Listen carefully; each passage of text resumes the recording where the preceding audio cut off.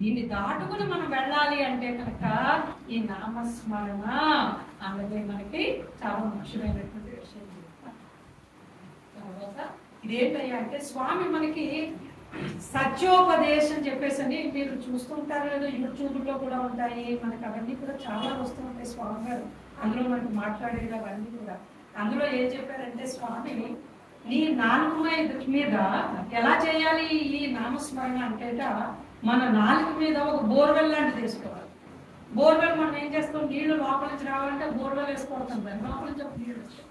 అలాగా కనుక మీరు చేస్తే మీ నాలుక మీద వేసుకుని లోపల నుంచి ఒక ఆనందం అనేటటువంటిది పైకి వస్తుంది. మన పెళ్ళి ఆ పెళ్ళుకి వచ్చినటువంటి ఆనందంతో నువ్వు చేయవయ్యా, అక్కడ వస్తుంది నీకు నామస్మరణలో నువ్వు ఎంత ఆధ్యాత్మికంగా నువ్వు చేయగలుగుతావు అన్నది స్వామి గారు చెప్పారన్నమాట.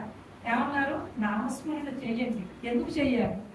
మనం నాలుక మనకి మధురంగా తయారవుతుంది. నాలుక మధురంగా ఉంటే ఏం చేస్తాం, మనం మాటలు మధురంగా మాట్లాడాలి. ఇంకొకరు అంతే కదా, మనం మంచిగా మాట్లాడితే నలుగురు మనతో మంచిగా మాట్లాడతారు. అదే చాలా పెద్ద విద్య అండి, నేర్చుకోవాల్సిన విద్య.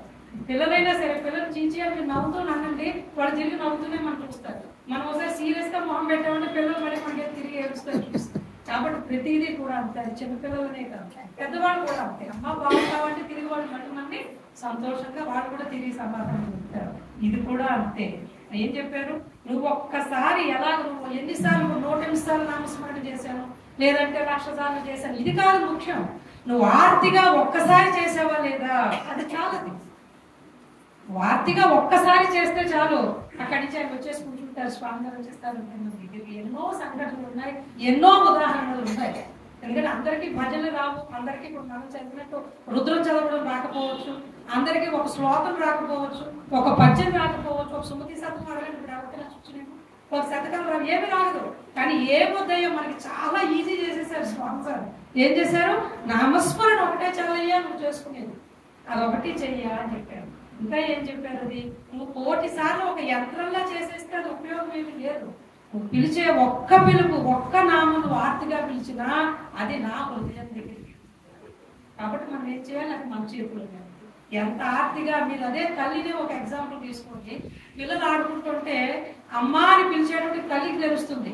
పిల్లవాడు అది బాధపడుతూ పిలిచాడా, ఏదైనా దెబ్బ తగిలి పిలిచాడా, లేదంటే ఏమి తోచక పిలుస్తున్నాడా, ఏదైనా కావాలి ఆకలేసి పిలుస్తున్నాడా, తల్లి ఇట్టే చెప్తుందని ఇక్కడి నుంచి పిలిచేప్పుడు పరిగెట్టుకు వెళ్తుంది, ఆ పిలుపుని బట్టి వెళ్తుంది.